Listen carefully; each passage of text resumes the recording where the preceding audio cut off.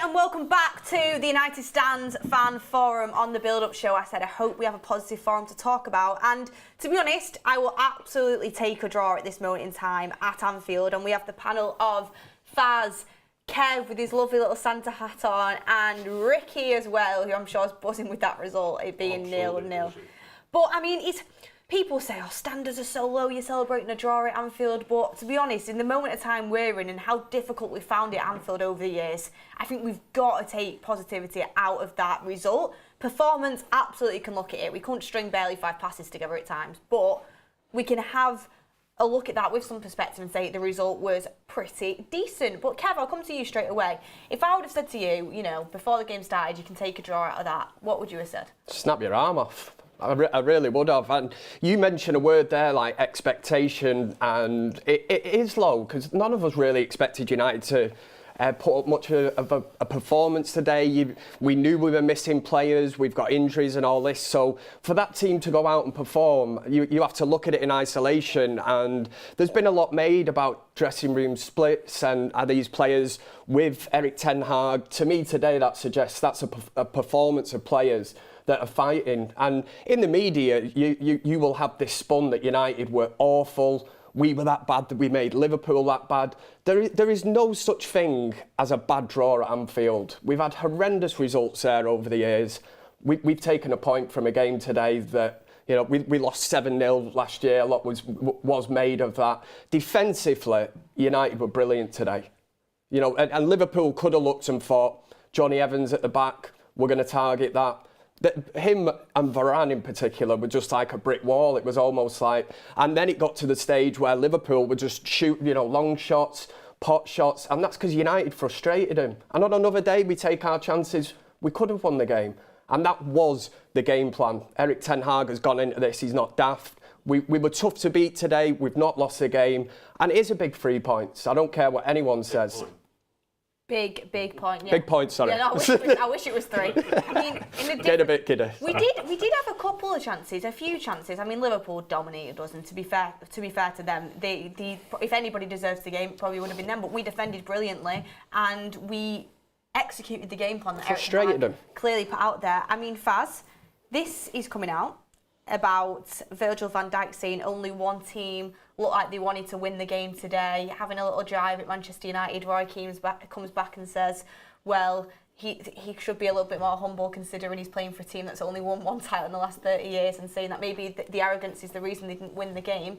But I mean, what do you think about that, Van Dijk's comments on saying that only one team looked like they wanted to win the game? I thought it was, to be honest, looking back on it, Ten Hag put out quite a good game plan considering this moment in time that we're in. Well, if only one team looked like they wanted to win the game, why didn't you win it then? Why didn't you win it? It says more about. Thing to say, isn't it? Wait, it says more about you not being able to beat a team that's had the worst start in 37 years. And I am going to bring up 2 stats for you all. Oh God, not a list again. No, it's not a list. But in our worst start in 37 years, Manchester United are the only team to stop Liverpool from scoring a goal this season, and also the first and only team to stop Liverpool from scoring in Anfield. So that's a positive start. This season. So that's a positive start, and people obviously bring negative stats, but that shows a huge amount of credit to our defence, to our back line. The whole team, absolutely. Defending from the front. We'll come to the other players, but the blocks that we made today, the constant headers that we had to make from Amrabat to Luke Shaw, Varane, Evans, Dalot, the whole back line and the defensive midfield, they just held it down when it came to the crosses because they tried so much to try and penetrate us from the wings. And, you know, even Virgil tried a couple of headers, didn't he? And he couldn't get it on target. So give huge credit to the back line. Classic deflection tactic from Van Dijk to say that, innit?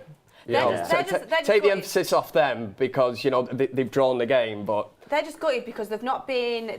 They're unbeaten at Anfield so far this season. Obviously, they're still unbeaten, but they've won every game at Anfield so far this season. We held them to a draw, and I think it's the first time they've not scored at Anfield this season. So there's some good factors that Man United can take through into the game. They are second in the league, just a point behind Arsenal, and the fact that they could have gone top of the league tonight and they didn't. So, yeah, Man United stopped them from doing that. But, super chats wise, and we're going to get into this with Ricky in a second, Lee says, hi guys, not exactly a win I was predicting, not even a great watch, but I'm more than happy with a 1-1 draw. It was a 0-0 draw. Didn't I predict no losing today? Well, you did. To be fair, I think because our expectations were so low, we're very kind of happy with that result. The performance could have been better. It wasn't pretty, but we got a result that I don't think any of us thought we were going to get before we started the game.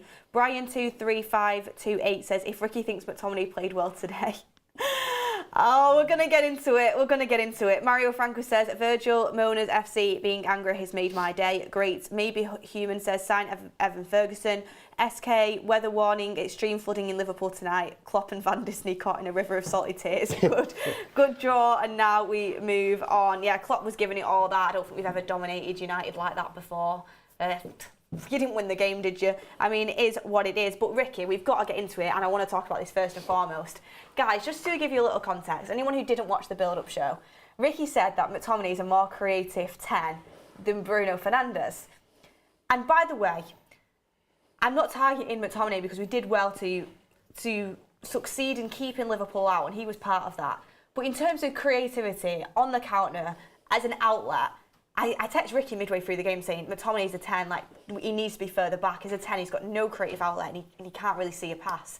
McTominay messages you back saying he's been brilliant, Beth. You're not watching it right. He's been brilliant. Miles better than Bruno. McTominay messages you back, or you know? Sorry, Ricky. Miles better than Bruno. So, Ricky, I mean, explain to everybody, because people can fathom the fact that you think McTominay is a better 10 than Bruno.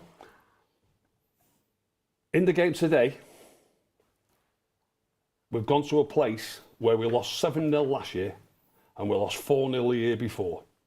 At other big clubs, we got shipped 6 against City last season away. Even at home, they put 3 past us. We lost 3-0 to Bournemouth last week.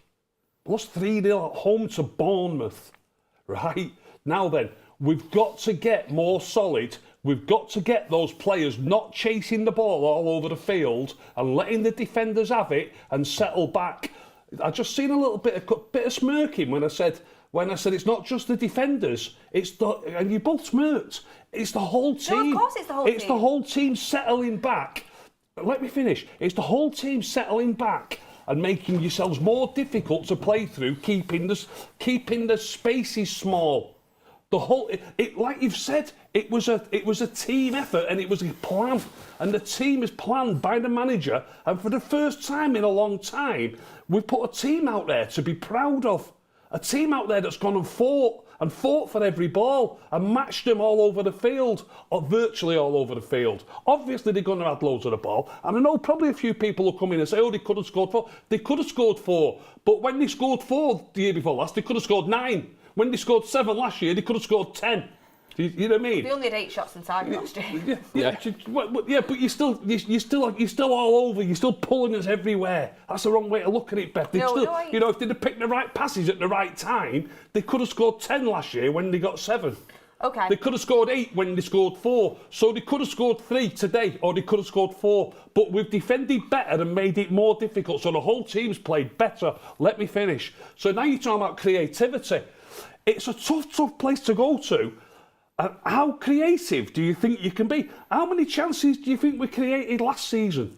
How many clear-cut chances do you think we created the season before when they beat us 4-0? How many clear-cut chances did we even create against Bournemouth last week when we got beat 3-0 at Old Trafford? We could hardly get a kick, right? And I said to you before the game, I said to you, we will create a chance or 2 because McTominay gives it the wingers rather than looking to play the ball through. We had 1 really clean-cut chance today.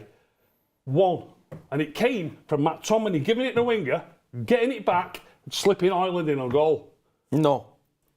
Nope. I disagree. I disagree. Can I just say that wasn't the most clear-cut chance. Ireland's 1-on-1 with the keeper? No, the most clear-cut chance was Garnacho through on goal. Okay, well, the second most clear-cut chance then, yeah. Garnacho should have had a shot there. I'm not getting... But McTominay created a fantastic chance. Okay. 1-on-1 with the goalkeeper. But Would Bruno have created more chances than that?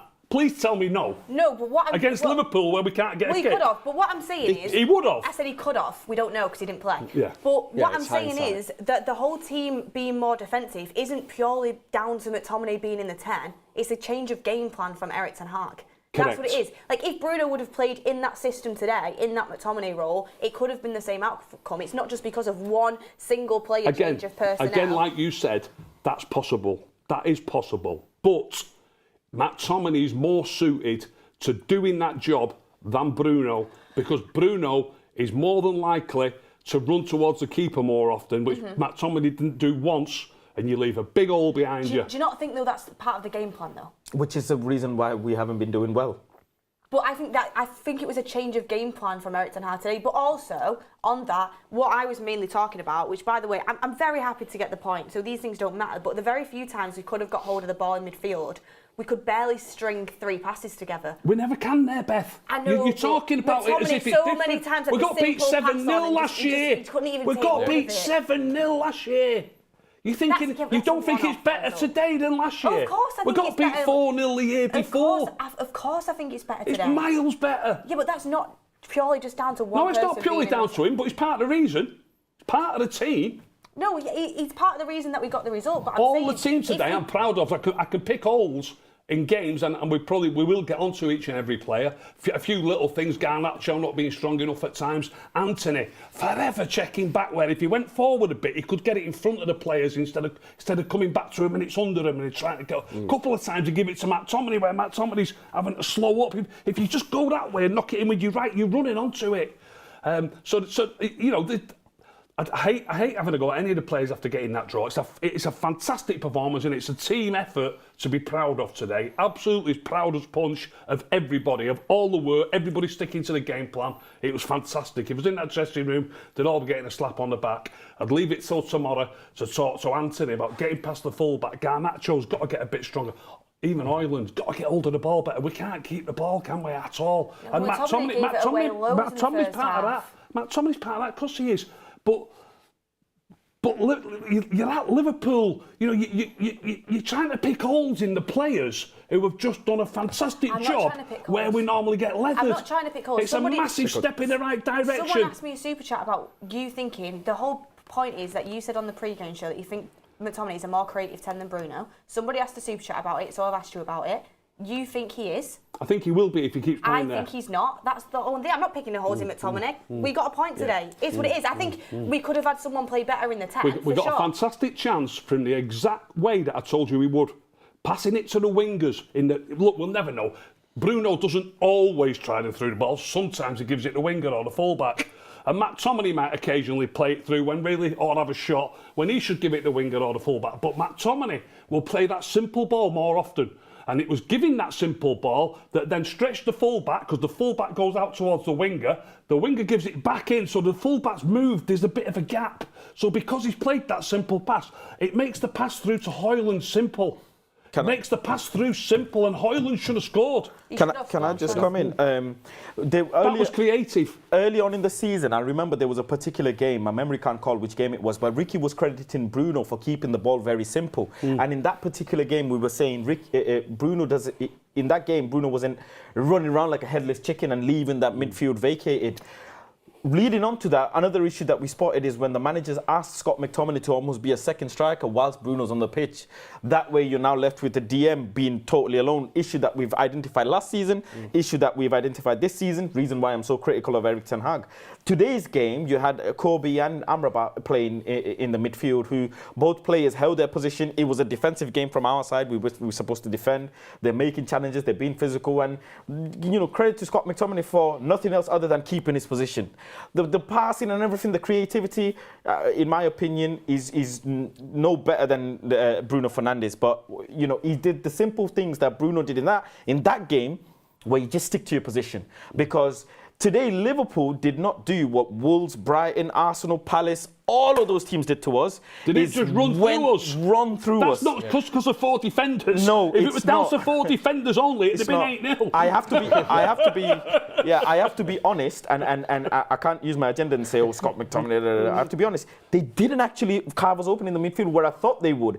Instead, they had to play through the wing, bring the ball into the final third in outside the box, and then create something. Whereas other teams previously have just gone straight through us in the midfield. Like so that's Wolves. Credit. Right, obviously first game of the Wolves, season, yeah. right? Wolves, Brighton, I just mentioned all of those games. So credit to the manager and credit to Scott McTominay for tactically putting the team together where he held his position.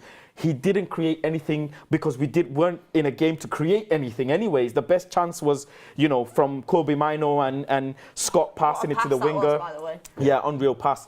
But yeah, tactically it was the right thing to do, is asking the player, because all season, not all season, but the majority of games that Scott played, you've seen him play as a second striker, being in the box, whereas today he said, we're not doing that. We're not going to go chase the game. You sit back, you hold off, you be physical, and you just hope for the best. That he said in the build-up that we might get the odd chance, and other than that, you just defend. And that's what we did. So credit to Ten Hag and Scott for that. And We did. And we did get chances, yeah. We did completely park the bus. We did, but that's how we could get a point in this moment in time. We're not good enough to go toe-to-toe with them yet, and we succeeded in our game plan of not letting Liverpool score. That's a great saying, because that's just where we are at this minute in time. We have to accept that, but There's not a lot wrong call with it that, parking Kev. at the Kev, bus. we played some games like that under Fergie. Yeah. How was that Newcastle away when Cantona scored and Schmeichel made about 8 world-class saves? Yeah. People seem to think we just used to go everywhere and roll everybody over 5-0. We had the some way right Got to have a hard game games where plan. you've got to defend Yeah. and hope for your chance. It's the way this team naturally knows how to play, because we've seen us get results by doing it before. The times where we used to get results against, the likes of Man City under when Ollie was there, we was literally park the bus and hopefully get a Counter-attacking counter-attack, and football. that's what we were trying to do today. Unfortunately, we didn't manage to get a chance. I mean, that Garnacho one, oh my gosh, you feel like that should have been a goal. The Højlund one, you feel like should have been a goal. If it was only on his left foot and not his right foot, he should be able to finish with both. But Yeah, he should we could have potentially, when Anthony cut it back and it went to Rashford, if it just I want to see that one again as well, where Garnacho played it across and Højlund looked like he should have got a shot in, and I've only seen it once, but I want to see that. It looked like it was a good chance today. We might have had 4 good chances. Yeah. I mean, got some super chats, and then we'll move on to the next topic.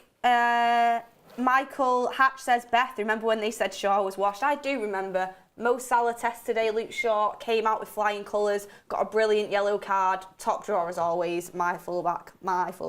Jack Hansett, Liverpool fans, Virgil van Disney and Cliffy Klopp playing the victim card when things go against them, and I see some definite improvements. Endless motion, Ricky, we were more compact today because we finally played with 2 CDMs instead of 2 attackers with McTominay and Bruno high up the pitch. 100% true, that one. McTominay's bench quality at best, good in the box but invisible otherwise. And to be fair, very good super chat from Endless Motion. Usually when Bruno's in the midfield, Bruno's playing in the midfield with Scott McTominay playing as striker ahead of him. So McTominay's got 2 sitters behind him with Kobe Mino and Amrabat. So it is. That's a managerial. Yeah, that's what I'm saying. We tactically set up a lot more compact. I wonder if he would have done that. It wasn't just because of the personnel. I wonder if he would have done that. You've got to give him credit today. You've got to give him the team credit. You've got to give the manager credit. But I'd love to know if he would have done it if Bruno was fit. Because if he would have played Bruno today, I'm not having to go at Bruno here because it's the position that he plays and where he goes on the field, as well as McTominay. If Bruno and McTominay would have played today instead of either, because then you've only got room for one, haven't you, of Colby or Amrabat. If Bruno would have took one of their places, we would have got beat comfortably. And that's not discrediting Bruno, but that's tactically how the team's attacked. I get it. But he's just going to be further forward. He's going to be further forward like McTominay. And then that one who's behind, which will probably be Amrabat, he get run ragged. But you'd like to think, put my house on it, with a game plan like that if Eric Ten Hag says to Bruno, you're going to have to change your game. Well, you're going to have to be disciplined. I'm asking you to do something that you might not want to do. And that's where you're absolutely bang on with the players that have actually played today. That they were all singing from the same hymn sheet, and we've annoyed them. There's nothing better than annoying Scousers, is there? International says McTominay is wasteful. Darren Mulaney says great win. I thought Evans was fantastic today. Is Martinez and Casemiro back in training? It wasn't a win, it was a draw. But I mean, Casemiro and Martinez, I think they're back after New Year. Samoli Coley says Ricky, we played a double pivot today. PJ says it's clear to see who the eyes are in the team. I don't know what that means. And Hictori Batswai says Scott McGonaghy. I think that's a bit harsh. Vaughn, win deflection from Ricky. Well, either way, we absolutely missed Bruno. It was obvious every break opportunity Scott fumbled. Maybe Human says, and just like... what, like we didn't last week when Bournemouth beat us 3-0? I just don't get all this shit. It's driving me round the bend. Get everyone in Ricky's living room for a tactical analysis. 0-0 at Anfield. The people didn't know which Bruno would have played. He played last week. With McTominay on the pitch. Got beat at home 3-0 by Bournemouth. Wake up and smell the coffee. Yusuf OC says, I think Rashford is bad at getting back. I thought Rashford did well at getting back when he came on. Tal Ramadan says, put Bruno and Kobe with Amrabat and see how much better we would be. To be fair, even though we're going to speak about Amrabat, that's what my midfield would be for the time being. Sashin says, question for Ricky. Wait. What would your midfield be? For the time being? Yeah. Amrabat, Kobe and Bruno. With who? Oh, I thought you mean no Bruno. No, I'd play Amrabat. I've got a sneaky feeling we'll see Bruno on the right wing again next week. Well, we'll speak Really about that. Oh, don't Really start. Yeah. Okay. He won't drop him. He won't drop him. Sashin says, question for Ricky, who is the better first touch among McTominay, Lukaku and a trampoline? Which one, Rick? McTominay. Matt Thomas. Just. Just. Funny. Well, Was that Lukaku and the trampoline or Lukaku on a trampoline? Lukaku and a trampoline. He was out with a 3. But, guys. I mean, we're going to talk about it because I think the point was made there that was really good about the fact you had Mainu and Amrabat in there and you didn't just have Amrabat and then 2 midfielders really high up the pitch, which is obviously going to cause gaps. It was tactically different. But Kev, we'll come to you first. I mean, what did you make of the Amrabat and Mainu partnership? I thought the only person that let it down, if I want to be critical, probably was Amrabat. He's done a job today, but he just looked very erratic. I thought the first 5 minutes, I kind of let him off with it. I thought he's nervous. Could have got booked. And that kind of breeds into other players. But it continued into the second half. And it was every touch we were saying earlier, weren't we, kind of off there. He was bumbling the ball. He was like overhitting passes. And it was just like, just keep it simple. But we've got a draw. He's done all right. He certainly won't be like a contender for man of the match or anything. But moving forward, it's an area of the pitch where I don't think there's too much competition really at this moment in time. Yes, Bruno will come back, but until Casemiro, is back fully fit, then I've always said give Amrabat a run of games anyway. So I can't contradict myself and back down on that. He's done a job. I found myself thinking a lot through that game. God, if there was anybody of any ilk of a CDM on the bench, maybe that change would have been made. I mean, I thought Amrabat looked like he was struggling a lot at times. I mean, what did you think? I think. Look, we were aware that he came into the team with load management issues, with injury issues. So, and that partnership of him and Kobe Manu is his first time playing together. So, you can't expect him to be. He's got to almost make sure, as much credit we give to Kobe Manu, he has to make sure he also looks after him. He's a very young player, so he has to make sure he's getting his own position whilst making sure he's kind of dictating Kobe where to be and what to do. That's what you expect from a senior player. But it's Liverpool away from home. It's a massive pressure on him. So the bobbling of the ball and everything, I actually don't mind that because he recovered, and because players were there in their right position, they almost helped him out. I think I have to be honest, and I apologise for being honest, but listen, if Casemiro had that sort of performance, people would have absolutely slated him. They would have absolutely gone in on him. And, Casemiro would have been no better or worse if he performed like that. So Casemiro has to come straight back into the team, that experience and the switch of play that he brings as well. Don't forget, he's got a killer pass. He has to come into that team straight away. a lot of physical battles, 1v1 battles with Amrabat, I see him losing that I don't see Casemiro losing. Casemiro's For somebody that seems so much physical more physical as well, yeah, so much more physical. So that's the only thing. But hey, we got a draw. It almost feels like a win, so I can't sit here and criticise him anymore. Can I just say, testament, you mentioned Kobe Mainoo there. Wow. I mean, he is, we were discussing, remember, before the Galatasaray game, is he ready to play? You know, obviously Eric Ten Hag didn't start him, and we were like, maybe it's because of, you know, the ground and where it is and that. This kid's ready. You know, he's old enough, he's ready enough. He's just played in a game at Anfield, which you'd say difficult place to go. 18 years old, unbelievable. And got the yellow card. pass of the game. Pass of the game, yellow card as well. Nothing just seems to phase him. That pass was incredible. Carrington pass that is, from Kobe to Garnacho, you know. It was unbelievable. I so wish Garnacho would have got his shot off properly. Oh, I mean, Ricky, what did you make? Because obviously, you know, Amrabat's seen a little bit of criticism. A lot of people saying he's running like he's got coins in his pockets a little bit. And then Must be a lot of coins. Kobe Mainoo has got so much praise, and for 18 years old, he's just absolutely brilliant. I can see him being a top player. I mean, what did you make of that partnership, and what did you make of the individuals? Like I said about the whole team, absolutely proud as punch, the effort, the work rate. And I said, look, nobody's perfect. There's obviously problems. Great credit to both of them, especially the young lad, but the same for Amrabat as well, for being on a yellow at half-time and not getting another yellow. I really feared at half-time that we might end up with... Well, no, we did end up with 10 men in the end, right at the end, but it wasn't one of them two, was it? So fantastic credit for literally staying on the field, having to stay on your feet. I noticed Kobe just about to go in for a tackle and he just decided against it on one occasion. And I thought, look, like I say, you can easily pick one or two holes.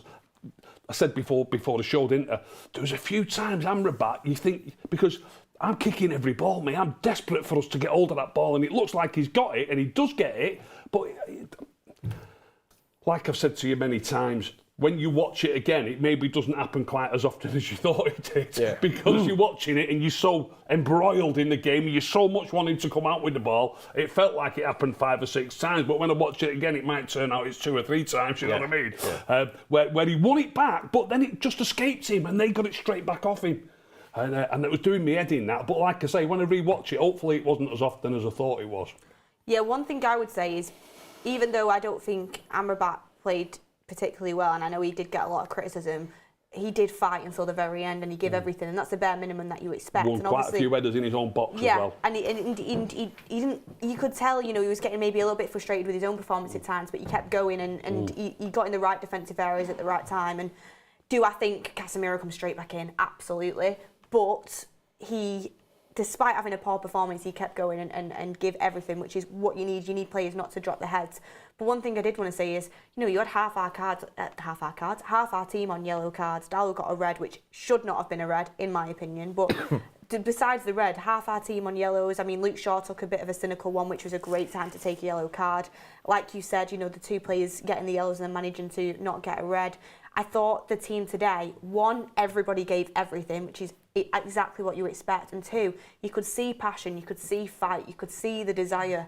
And that's what you expect from Man United in a derby at Liverpool. And that's something we hadn't seen in previous times. It's something that's been questioned, and that's why it was so refreshing to see it today. You go in, probably low expectations, you're thinking damage limitations.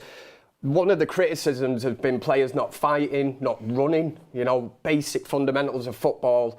It all come together today, and it was so refreshing that certain individuals have been tarred with this brush, that they don't want to be at the club. To me, every single player that played on that pitch, and Scott McTominay as well, who spoke really well after the game, you know, he's a lad that has come through the youth development, and when asked, you know, was there a chance he could have moved on in the summer, you know, he's more or less said that he never wanted to go. You know, this is the club that he wants to be at, and as long as Manchester United want him, he'll stay and fight for his place. You know, he's captained Manchester United today as well. It's a massive thing for Scott McTominay as well. Sorry, go on. Sorry, quick super chats, then I'll come to you. So quick super chats. Scotty says, I'm with Ricky. McTominay ran the game today, deserved the armband. Eric Martinez says both Bruno and McTominay need to go put Mount on. Forgetting about Mount. Gary Blatt says, how do we feel about a Mainoo, Casemiro or Amrabat and Bruno midfield? We'll talk about that in a second. Tal Ramadan says, did no one notice that 7 direct plays or shots came from bad passes from McTominay? If that was Bruno instead of McTominay, Ricky would be ripping into him.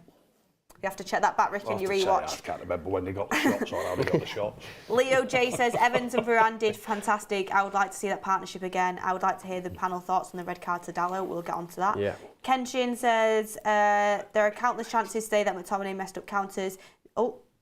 Yasuf says, no one knows what they are watching except Ricky. Rob Dobson says Ten Hag needs to do a Sir Alex Ferguson and bring back Scholes. Dennis G says, how did McTominay run the game when he was a ghost? Zeem says Ricky is brilliant unless he speaks about McTominay. Let Bruno play with Mainu and Amrabat or Casemiro, maybe he will start seeing why. Thank you everybody for your super chats, really do appreciate them. But lastly, the last thing on the midfield before we move on, and Faz, you can start on this point. Yeah.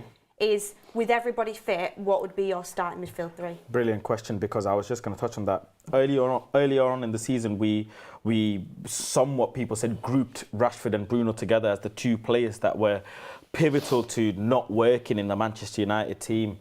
And today's starting 11, neither of them played. It's our best performance. And it's it's this freaky. I can't tell you how much importance it is of having a 0-0 against a title contender Liverpool. It's never going to happen. I can only dream, but I would want Eric not to play them 2 in the next 2 games. It's never going to happen, but it's a theory. Listen, the theory only gets proven once you do it, and it got proven today. That even with a player like Scott McTominay, who the whole world thinks is Scooby-Doo and whatever, yet we drew against Liverpool away from home, the only team that stopped Liverpool from scoring in Anfield this season. So, can I just come in very quickly? Yeah. We've got West Ham away next week. That's not easy. We lost there last year. If I was picking the team, I'd pick the same team. I mean, Dalot's missing, isn't he? Yeah. Wan-Bissaka could come in there. Straight He needs to go in with the same, whether he keeps the same team or not, he needs to go in with the same attitude. We've got to start the game by wanting wanting a clean sheet. Not wanting a 0-0 draw, but wanting a clean sheet. Sorry, Faz. Yeah, yeah, so the starting 11, I think the midfield. Can we just give our midfield 3? Yeah, I'd keep the midfield absolutely same. No, but you're starting midfield 3 with everybody. Everybody fit in general. Wow. It's a tough one because a lot of those players haven't had run of games. Well, just name it quick. I think Casemiro, Maino, and McTominay at this rate. Keep his position. Honestly, as much as I think Bruno, captain, whatever, it would have to be McTominay based on what we're seeing now. So you think for the long run, it's just the best starting Man United midfield is with. My theory is drop Bruno and Rashford and see how the team performs. Exactly. And you saw that today. It's not necessarily for the long run. So you base it off one game. One of the most biggest games in the world. What he means is let's try it once more. He doesn't necessarily mean for the long term. I get that, but I'm asking for your starting. In general, what would be the strongest? Midfield 3 is everyone fit in general to take Man United forward. Well, I'm not putting Eriksen in there because he'll get run through. I'm not putting Amrabat in there because Casemiro's better. We all know that. I'm not putting Mason Mount in there because I don't think Mason Mount can do a better job than Kobe Mino, in all honesty. And I'm not putting Bruno in there because Scott McTominay keeps his position. If he does nothing, that's okay because Bruno does nothing because he goes running around anyways. Okay, I think a lot of us will agree on Casemiro and Mainu as being that too. I think it's the one that's a bit further forward that's going to cause a bit of a debate on this because for me it's Bruno. Kev? So yours would be Casemiro, Mainu and Bruno? Yeah. What would yours be? I know for a fact Ricky's won't be like, but... As we've just spoken about there, it's so difficult to talking about the long run and forever. I'd love to say what would my team be next week and then take it from there. I'd much rather look at football like that. If Eriksen was fit, I'd put Eriksen in next to Kobe Mino. So you'd have Eriksen, Mino and McTominay? I know it sounds lightweight. It is a bit lightweight, but we'd look after the ball better. We'd play better passes and they'd play McTominay further forward. Yeah. So you'd have Eriksen, Mino and McTominay. Interesting. Yeah. Mine would be Casemiro, Manu and Bruno, but we all agree on Manu, so that's very, very good credit for him. Can I just say as well, and I hate to bring up critical points, but I have to be honest, you said before that we couldn't string 3 passes together, and that's fair because we're playing in Anfield, and we couldn't string 3 passes together all season anyways.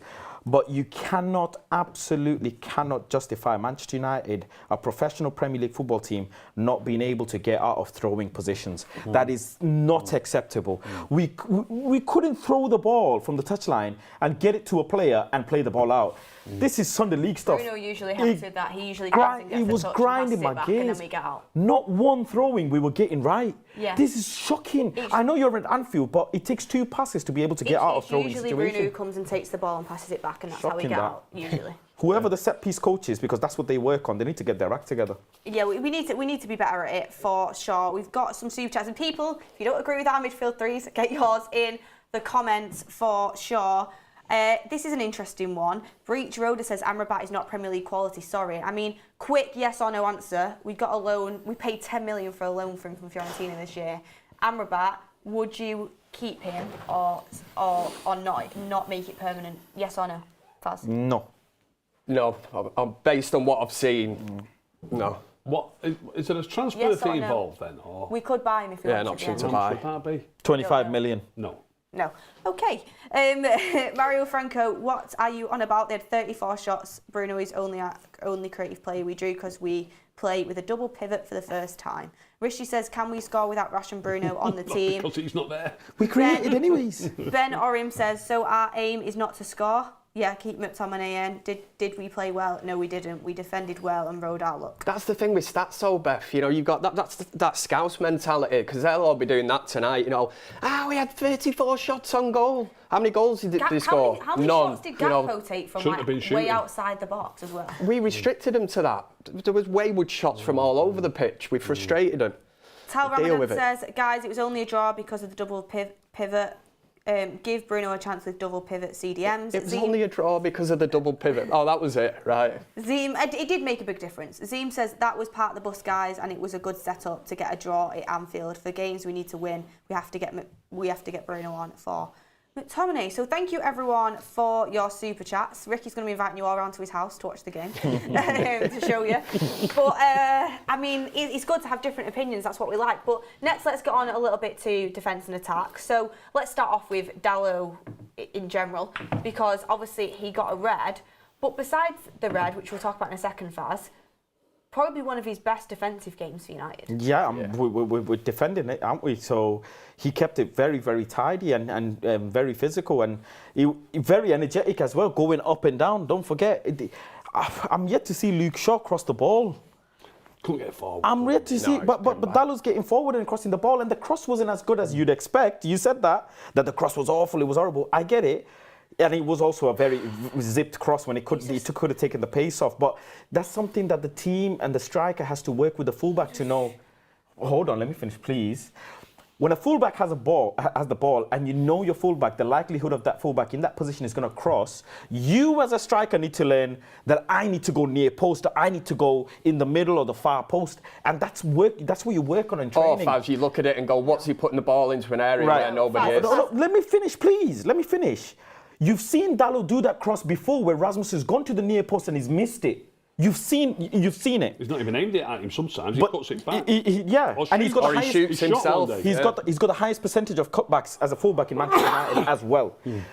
He crossed the ball today, and you said it's a poor cross, but he's the only one doing it anyways. At times, he's not overlapping. I know you mentioned that as well, and he can improve that. But like I say, the other fullbacks aren't doing it. So the criticism singular on him is just too much. No, do you know what frustrates me about Dalot, Faz? And I feel like you've taken his poor crossing and kind of twisted it to mean the players actually aren't getting in the right position. No, I did do law in college, so. The fact of the matter is, I did law in college as well. Who's the better lawyer? I would so. Come on then, where's your rebuttal? Let's hear it. We'll get into that in a second. But what my issue is with Dalot, and I thought he defended brilliantly today. I really did, and I definitely didn't deserve the red, and I like the passion, and I like Dalot as a player. But what frustrates me about him, right? Okay, he does so well to get into the position to get a cross in. Oftentimes beats a man. He's so good at the step overs to beat a man. And he gets into the position, and he's either straight into the keeper's hands, it's way over, or it's a crap looping shot that it's a crap looping cross that nobody can get a touch on. Dalot does so well to get in the area. Does he need to work on his crossing? Absolutely. It's like you said that time when Martial was front post, and He's tried passing it to Pellistri at the back. It's decision-making with Dalot. He so often makes the wrong decisions. Like today, you were saying after he passed it into the keeper, Højlund should have been there. No, he shouldn't. We just got off the break. Højlund's running as far as he can. Dalot should look up and try and find someone instead of just aimlessly crossing it to the keeper. I like Dalot. He does really well to get in them positions. He needs to work on overlapping better with Anthony, when to go and when to not go, because sometimes Anthony's waiting for the overlap and Dalot's just stood on the inside waiting, and he needs to work on that. But I like him as a player. He's absolutely got potential, but his crossing needs to improve. Oh yeah, I can definitely agree on that. His crossing needs to improve. My only argument is he's the one doing it. Nobody else is. Bissaka won't do it. And the reason why I'm frustrated with him is because I know he's got the ability. Like, he's got the ability and he's doing so well to get into them positions, but I just wish there was a good cross in the end of it. Yeah, I can understand. So even that one there, Garnacho scores the overhead kick, realistically, it's an overshot. He was saying it was a great cross. It's a Puskas-worthy cross then, isn't it? Is it or is it not? It was overhit. But is it okay then? Well, is it or is it not? But there you go. Defensively today, really, really good. Good to get into them positions. Just wish he would put it better. Michael Oliver is an absolute... Yeah, well, let's talk about that. Thank you very much. I can't say it, but thank you very much. That is, if you can't stand the heat, get out the freaking goddamn kitchen. Yeah, you absolute fool. You're an absolute idiot. Your face said it after the red card. When the camera panned on you, you were sweating. And it wasn't from the running that you were doing. You were absolutely shitting yourself because you knew deep down that I fumbled he this. Knew that his mate in the VAR room said in his ear that wasn't even a throw into Liverpool and United. Yeah. And he's argued against that and got sent off. Football has gone soft. We all know that. But referees, back in the day, you know, referees would have got absolute pelters from players all the time. Now you can't look at the referee even. You can't even, do anything to them, and they start just booking you. It's football. It's heated. It's Anfield. Everybody's rattled up. You just, he didn't even say anything unless he swore at you or something. Then okay, I can understand that. Probably has. But that was probably one of the nicest guy, if not the nicest guy on the pitch, and you've just given a 2-second yellow card for fuck all. And the thing is, you looked. It's on your face that you knew you messed up. Yeah. It was shocking, and it's a shame that we can't appeal it. It's an absolute shame that we can't appeal it. Apparently, Van Dijk said to Onana in the tunnel, "You only played for half an hour in the game," and Onana just gave him a massive smile back. Onana said that he felt nothing from the Anfield atmosphere, and he also completed the most passes of any Man United player, which says how often we can't keep the ball. Where was that famous Anfield atmosphere today? I mean, so much for your new stands, eh? Yeah. What happened? Where the little sing-song at the end, "You'll never walk alone." I could hear United fans the whole game. Yeah, yes, I could. And then when United fans weren't singing, if you dropped a pin in there, I could hear it from my TV. Big credit to our away fans. Fairness, there's probably a lot of nervous fans that probably went to last year's game, probably thinking they were going to relive that moment again, but were pleasantly surprised. I mean, Ricky, Kev, thoughts on Dalot's red, Michael Oliver?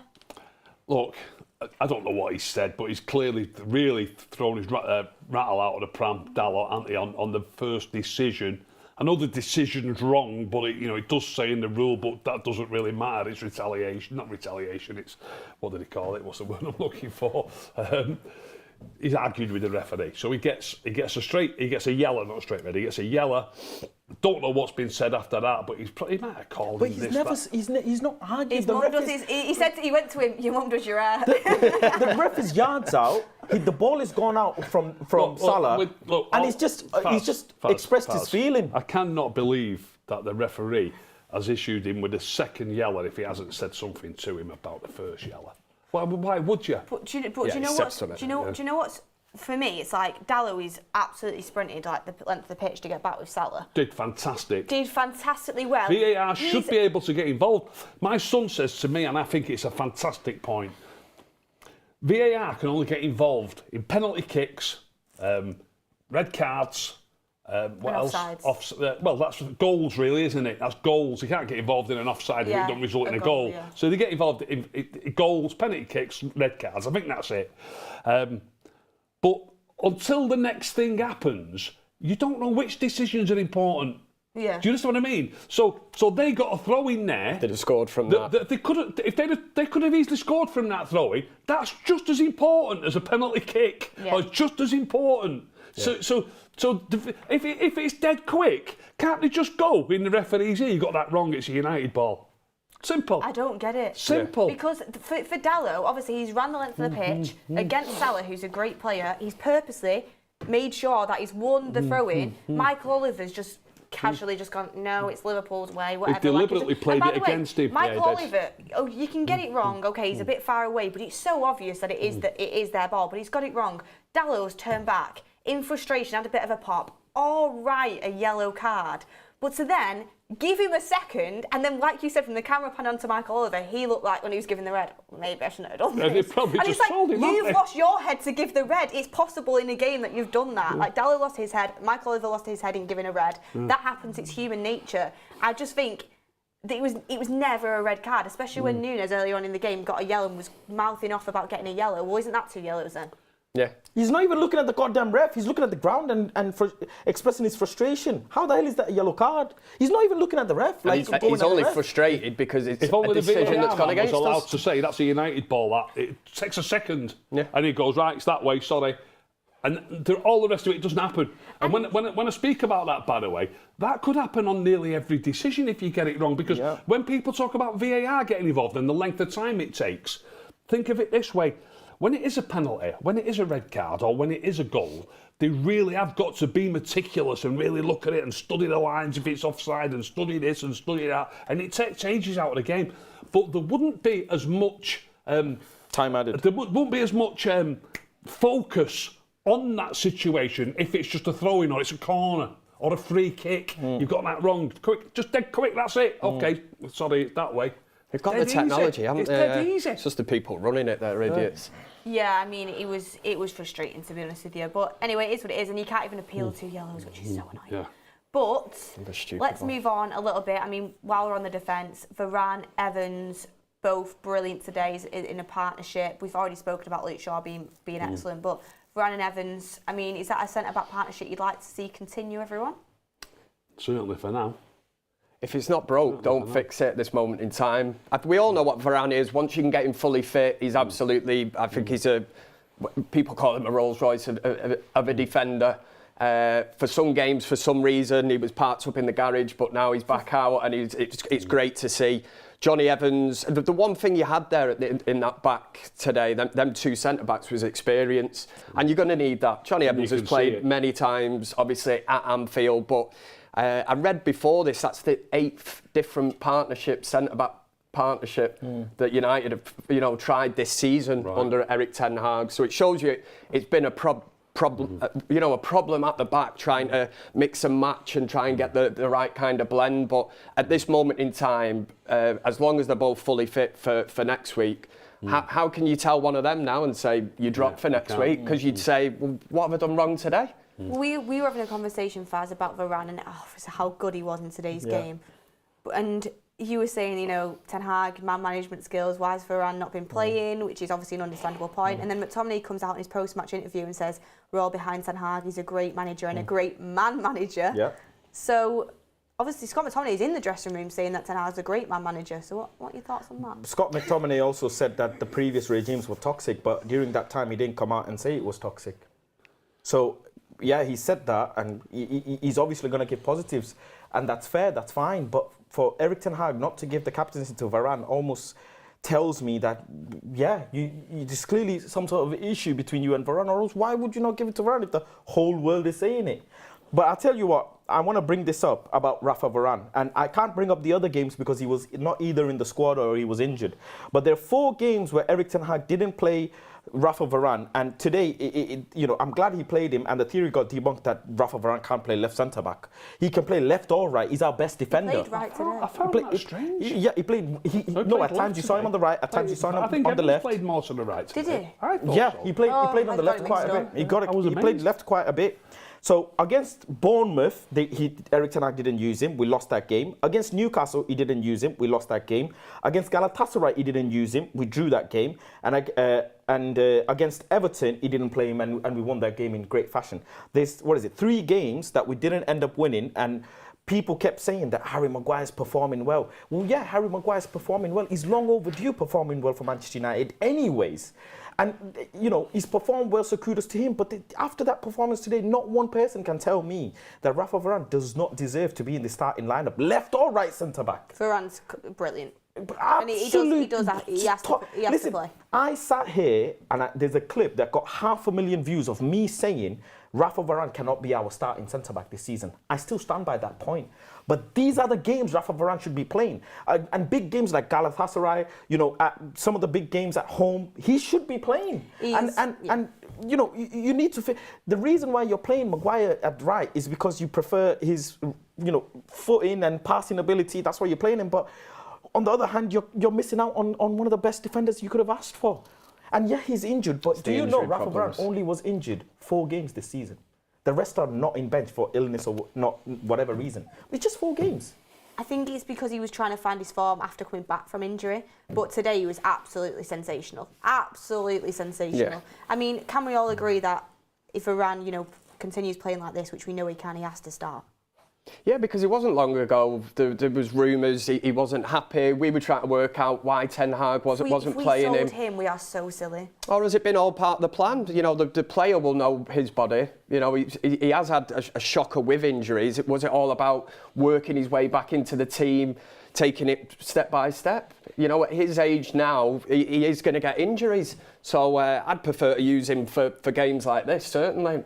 Try and keep him fit. Are you still on the wavelength that Varane needs to be moved on, Ricky, or were you liking his performance saying you think he should be starting? The way he played today, I'd keep him in. But the thing is about football, and the same applies to Johnny Evans as well. I believe Johnny Evans is a quality player as well on the ball. You go into a game like that, and you know you're going to be under it from first minute till the last, and you switch on, and if it goes well, and I spoke about before the game about this, you'll be wishing the first 2 minutes away, then you'll be wishing the 5 minutes, then 10, then you'll be looking for 22.5 minutes. You're a quarter of the way through the game, and you grow in confidence, and your concentration levels go up and up and up, and your confidence goes up. What happened there. Now then, you go into a different game where you're not under the cosh all the time. You're not expecting to be under the cosh all the time. If we were to play, I don't know, if we were to play Bournemouth at Old Trafford again next week, and this applies to both of them, might not play so well. It's a different game where you're not pulling your sleeves up, encouraging each other, and you're under it. I'm going to get this next header, and you get the next clearance. It's a completely different game. The emphasis is on you, isn't it, to go and take the game to them. But certainly when you play another game, this is the hardest game. Of course, it's fantastic that it works, but it won't necessarily mean that it'll work well if you're playing against a lesser team and you're not switched on and you're not defending from start to finish. But the way they both played today, they both deserve to start next week without a doubt. Yeah. Just the experience that, between them two, it's massive experience. Ten Hag on Van Dijk's comments, he said, that's his opinion. We had the best chances in the game with Højlund and Garnacho. That's actually... And it's true. Baldy's best. Well, it's true. They were the most clear-cut chances, I thought. Yeah, it's a very fair point. Creative. Yeah, very fair point. I don't normally It's not like we didn't create anything. On another day, the game plan would have been executed. Imagine we come away with 3 points. You're looking at that and going, what a performance. It's my manager right there. Yeah, that's him. What do you think of this, Faz? I think, I agree with him. He says a lot of things that I don't agree with, but that I do. That Garnacho and the Højlund chance was the best chance, but what's the best chance if you don't put it away, really? They had a couple of good chances as well, didn't they? 8 academy players in today's squad, 6 made it onto the pitch, and 1 captained the team for the first time in the Premier League. I've got to be honest, I'm not up to speed with the youth players, but there's one lad on the bench I haven't heard of. Who was Dan Go? No. Kambawala is a defender for the academy. Yeah. Great player. Right. So, that's great stuff for Manchester United as well. That is great stuff for Manchester United. That 8 academy players were in today's squad. We don't 6 need to be, made it onto the pitch and 1 captain. Yeah, we don't need to be spending so much money on the market on ridiculous. To finish it off before we give our man of the match, thoughts on the front 3. Yeah. I mean, Anthony got a lot of stick today. Ricky, completely agree with you that he got in so many good positions. If he would have just taken it forward and been able to cross it on his right, it would have been Bob's your uncle. Seriously. A stuck record, Beth, a stuck record, but I've got to say, if he's on the left-hand side, he'll knock that ball into space. The number of times he could have knocked it past the full-back, but he doesn't want to. Because then he's got it on his right foot, so he comes inside. Once you come inside, it all tightens up. The players that are coming onto the ball are too close to the defenders. If he's gone that way and plays it in behind him, you're running onto it at pace, and you can get a touch on it like Matt Tominey's goal in Galatasaray, because it just so happened to be that I think I think it was Wan-Bissaka. It just so happened to be that Wan-Bissaka was on the overlap. When Wan-Bissaka was on the overlap, Matt Tominey storms into the box because he knows the ball's going to come in behind him rather than getting cut back in front of him. So we were dead lucky that actual pass was to Wan-Bissaka. Not that it mattered in the end. We finished bottom of the group. but if that actual pass would have been to Anthony, he probably would have checked back on his left foot. The moment's gone. Yeah. Anthony was involved in that Hoyland chance. Yes, he as was. well, by the way, very much involved. And also, Anthony won 7 out of 9 tackles tonight versus Liverpool, more than any. Well, defensively Like I today, say, you like take I your said, hat off to him. More than I'm any proud as punch of every player today. Despite the fact that I'm saying he could do this better, he could do that better, the work rate, sticking to your guns, absolutely He did fantastic. a lot of the dirty work that he wouldn't usually be used to. He's been specifically asked to do a job today, which he might not have been 100% happy with. He's a player that probably wants to express himself at the other end of the field, but tracking back, working with Dalot, I thought it was absolutely spot on. Loads of people won't realise or they won't want to accept that it's a great result. They get a bit fed up. It's a 0-0 draw and we could have attacked better. But that what's made me think of that as well, it's reminding me of Gary Neville's commentary. Absolutely did my boxing. He spoke about us getting a point there with a 6-man defence under Mourinho and what a boring game it was. Gary, if you're watching, I hope somebody clips it up. Are you not a United fan? Would you rather go there and lose 3-0? Do you know what I mean? Well, he would have been there last year, 7-0, yeah. Today he said, at one point, he said it looks like it's going to be a drab, boring 0-0 draw. Boring 0-0 draw. I was biting my nails and on the edge of my seat from the first minute to the last, wishing the seconds away. If you really are a United fan, and you should understand the game, and understand fans not understanding it, but he should understand the game. You're wishing the minutes away, you're wishing away every second and you're biting your nails and he turns around and says it's going to be a drab 0-0 draw. Grow up. I would have loved a draw from the second. I was like you, I was waiting the minutes away. I would have loved a draw. And in the last 5 minutes, it was a little bit shaky, but we were. There is no such thing as a boring 0-0 draw at Anfield. But on Anthony, he won more tackles tonight than any other Man United player has managed in a single game this season. So, I mean, defensive winger. So, I've seen some people saying Anthony should be converted into being a left back. A wing back. But to be fair, like, he's got such an outlet on the counter attack with his speed and the way he can hold up the ball. Like I said, I just wish he had a right foot. If he had a right foot, or if he was playing on the left wing. And one thing I will say quickly is that a lot of people going in Anthony, but then, like, you know, they were like, why is Garnacho subbed off before Anthony? I love Garnacho as well, but Garnacho wasn't any better than Anthony tonight. No, there's nothing in it. No, he was getting knocked off the body. He just seemed a bit fingy with the fight and the physical side. They both worked hard, they both stuck at it. Like I say, I'm proud of everyone today. But there wasn't a lot to choose between them. But when I'm talking about, I've said this before many times, you also defend better with your left foot on the left and your right foot on the right. And it happened, I was watching it with my lads today, and it happened, I would say, as early as the first 4, maybe 5 minutes, where it must have been Trent, but I can't really remember. But I think Trent got to the dead ball line and fired it across the face of the 6-yard box. Garnacho's tracking back, and Garnacho tries to block it with the outside of his right foot, just dangles a leg. He's got no chance. It's pathetic. Yeah. Not sorry to have a go. I'm not having a go at you. When I say it's pathetic, it's because he's right-footed and he's playing on that side. Anthony, a left-footed player like Luke Shaw on that side, you see him get his weight behind it and really get there and stretch with your left foot. It's so difficult playing with the outside of your right foot compared to the inside of your left foot. You need a left-footed left winger.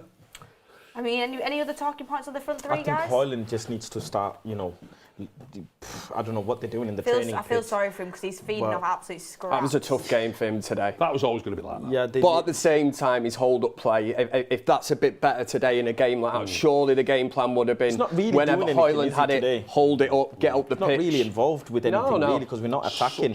Such a tough game. I do agree. It's a tough one. It's a real tough one. And he works his socks off, he's stuck in the team shape. The number of times the 2 centre-backs had it, and him and Matt Tominey stood 10 yards off him, let him knock it this way. You know, they just worked hard at the game, and they both was as important to the team as anybody else, even though they hardly got a kick in the ball. Yeah, the critics will still be out for him. They'll be saying he hasn't scored a Premier League goal for Manchester United this minute. Well, I think we're all wishing that he can sort of get that first goal and kick on, because confidence-wise, it'll be a huge boost for him. Obviously, he had no issue scoring in the Champions League, but in the league, we need a goal soon, don't we? He needs it for himself, Desperate really. I said this on the pre-show. desperate for him to get one before the turn of the year. Don't go into Yeah, because He's got 2 games left. Please get one. Get one at West Ham next week. He's got 3. I think there's only 2. West Ham, Villa and Forest. Forest is 30th. Oh, is it? Oh, so there's 3. Yeah. Right. I mean, one guys, more game to get it. let's finish up with man of the match. Faz? Rafa Varane, without a shadow of a doubt. The Rolls Royce. The Rolls Royce is back. Ricky? Going through. Johnny Evans. Need go with Johnny. Yeah. What gives Johnny the edge over Varane in your eyes?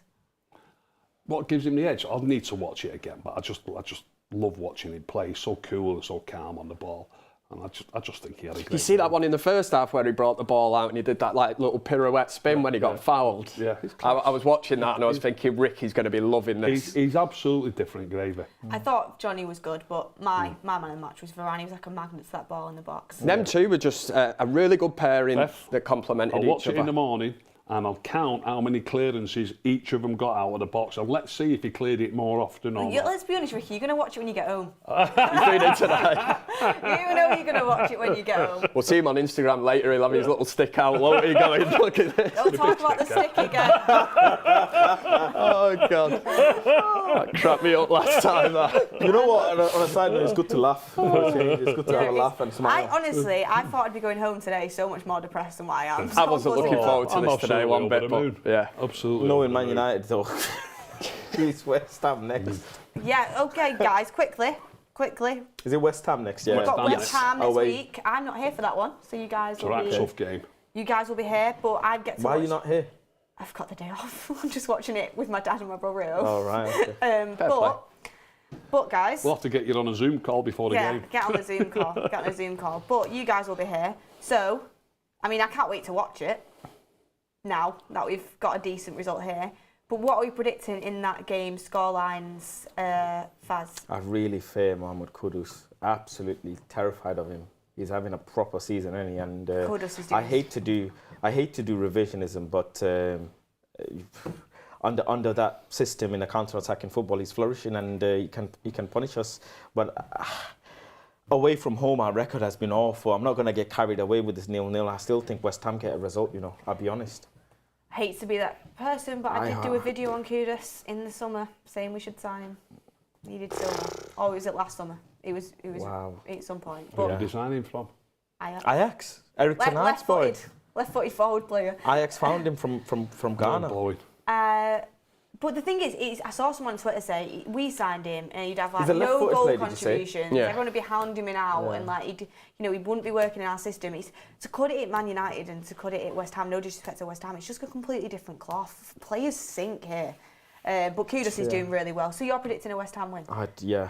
Kev?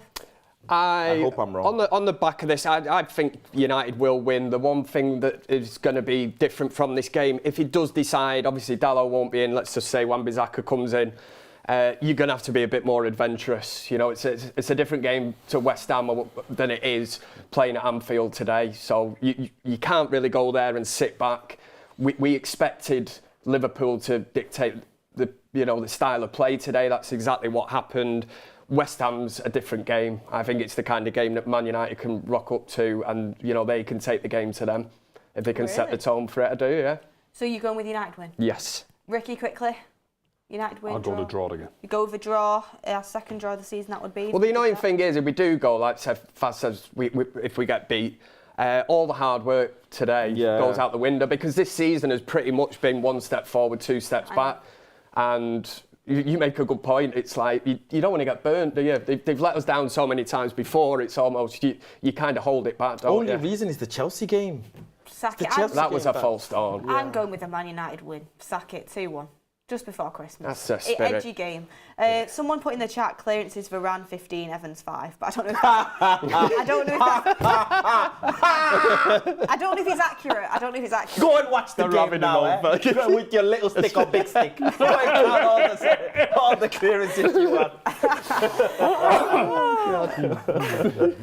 Oh, I love you, Ricky. Valencia on the beat says Mainu man of the match. Chris says why is Ricky listening to Nev instead of Goldbridge? Ron says, Rafa was amazing. Kobe is a future star. Also, Beth, you are amazing. Thank you very much, Ron. Jordan, turn Anthony into inverted fullback, please. Keegan K says, Luke Shaw allowed Salah so much space and was constantly out of position. Shaw hardly ever created or intercepted any of the passes or crosses coming in. Good job they didn't score from some of them, isn't it? Keegan, I thought Luke Shaw did fantastically well defensively, mate, but your opinion. Kaiful says, Mainu is the future. Then, oh God, it's going wrong, my screen. What's going on here? What's going on? I don't want to put me in a time. I don't think there's any wrong call for man of the match. I think we can all agree as a team, they were absolutely, Ricky's alluded to it, they were all absolutely spot on. Steve Howard says, only problem with Varane and Evans is lack of pace. Keegan says, Ricky is biased, only hypes up British players.